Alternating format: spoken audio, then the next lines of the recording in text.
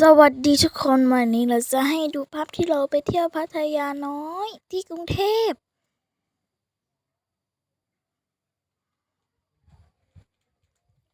พัทยาน้อยสวยมากชอบจริงๆเห็นวิวตึกด้วยมันสวยมากทุกคนเห็นวิวตึกไหมสวยจริงๆชอบมากวิวตึกสวยที่สุดเลย